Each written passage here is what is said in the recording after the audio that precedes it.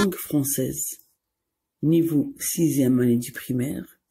L'activité, l'orthographe, la leçon, le pluriel des noms composés. Je lis le corpus de phrases de la rubrique J'observe et je découvre. La phrase A. Il faut être très prudent au rond-point. La phrase B. Généralement, il y a des garde-fous sur les ponts. La phrase C. Les appuis-têtes amortissent le choc en cas de collision. Alors, maintenant passons à quelques questions d'aide à la compréhension. La première question. À quoi servent les appuis-têtes? La question 2. À quoi servent les garde-fous sur un pont? La dernière question. Pourquoi faut-il être très prudent au rond-point? Je vous laisse un petit moment pour réfléchir à la réponse. Oui. Alors, la réponse à la première question.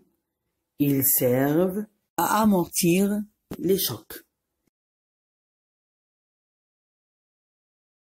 Et les appuis-têtes, c'est un appareil destiné à appuyer et maintenir la tête, en particulier chez les coiffeurs, les dentistes et les photographes.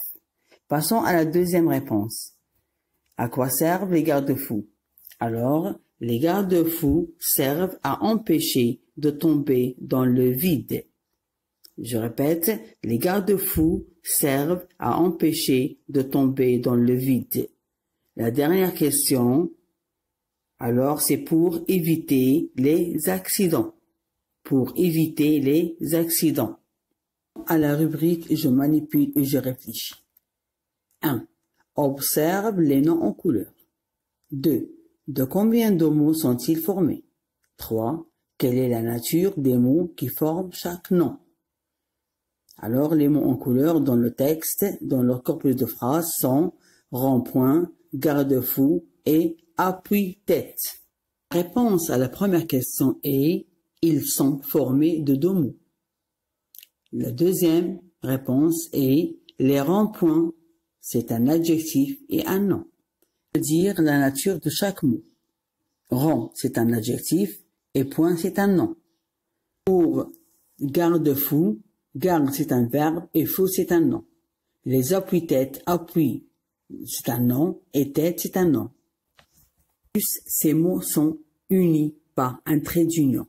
Alors, ce sont des noms composés. À savoir que un nom composé peut être formé de 2 noms. Exemple, auto, école. Auto, c'est un nom et école, c'est un nom. Et d'un nom est un adjectif. Un coffre fort. Coffre, c'est un nom. Fort, c'est un adjectif. Ou d'un adjectif et un nom. Un rond-point. Rond, c'est un adjectif et un point, c'est un nom. Un verbe et un nom. Un garde-fou. Garde, c'est un verbe. Fou, c'est un nom. 2 verbes. Un laisser-passer. Laisser, c'est un verbe et passer, c'est un verbe. Savoir aussi que seul le nom et l'adjectif peuvent se mettre au pluriel, si le sens le permet bien sûr. Exemple, des oiseaux-mouches, des rouges-gorges, 2 noms. Des appuis-têtes, 2 noms, mais une tête. En général, lorsque le nom composé est formé de 2 noms unis par une préposition, seul le premier nom s'accorde. Exemple, des arcs-en-ciel, des pommes de terre. Arc, c'est un nom, d'accord? Il y a on, c'est une préposition, ciel, c'est un nom. Alors, arc prend la marque du pluriel, et ciel, on a un seul ciel. Ok? Et le mot est précédé d'une préposition. Très bien. La même chose pour le nom composé des pommes de terre. D'accord. Alors, quand la préposition est sous-entendue, le second nom ne s'accorde pas. Exemple, des timbres-poste, des wagons-poste. Il faut faire attention à quelques noms composés qui sont les mêmes au singulier et au pluriel. Ça veut dire ils ne s'accordent pas au pluriel. Par exemple, un abat-jour, des abat-jours. Un casse-tête, des casse-têtes. Un savoir-faire, des savoir-faire. Un porte-monnaie, des porte-monnaies. Et un laisser-passer, des laisser-passer. Restez toujours avec moi, mes chers élèves, et maintenant on va s'entraîner avec un exercice de la rubrique « Je m'entraîne ». Je lis la consigne. Mets les mots composés entre parenthèses au pluriel. Je lis les phrases. Les conducteurs peuvent ranger leurs papiers dans des porte-documents. B. Il faut laisser une distance normale quand on est derrière les portes auto. La phrase C. Les porte-chars ont la priorité sur les voies de circulation. La phrase D. Les sages-femmes aident les nourrissons. La phrase E. Maman cuit les choux-fleurs.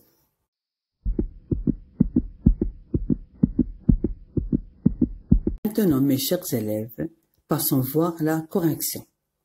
La réponse à la question A, les conducteurs peuvent ranger leurs papiers dans des porte-documents. Alors, le mot porte, c'est un verbe, ne prend pas la marque du pluriel. Document, c'est un nom, il s'accorde. Oui, la phrase B, il faut laisser une distance normale quand on est derrière les portes auto. Porte, comme on l'a dit dans la première phrase, c'est un verbe, il ne s'accorde pas. Auto, c'est un nom, il s'accorde. La phrase C, les porte-chars ont la priorité sur les voies de circulation. Porte, toujours, c'est un verbe, il ne prend pas la marque du pluriel. Char, c'est un nom, il s'accorde. La phrase D, les sages-femmes aident les nourrissons. Sage, c'est un adjectif, il s'accorde. Femme, c'est un nom, ils s'accordent, ils prennent tous les deux la marque du pluriel. La dernière phrase, maman cuit les choux-fleurs. Chou, c'est un nom, fleur, c'est un nom. Alors tous les deux prennent la marque du pluriel. Mes chers élèves, comme vous voyez, nous arrivons à la fin de la leçon. Mais avant de vous quitter, laisse faire l'exercice 6 de la page 159 et je vous dis au revoir et à la prochaine leçon.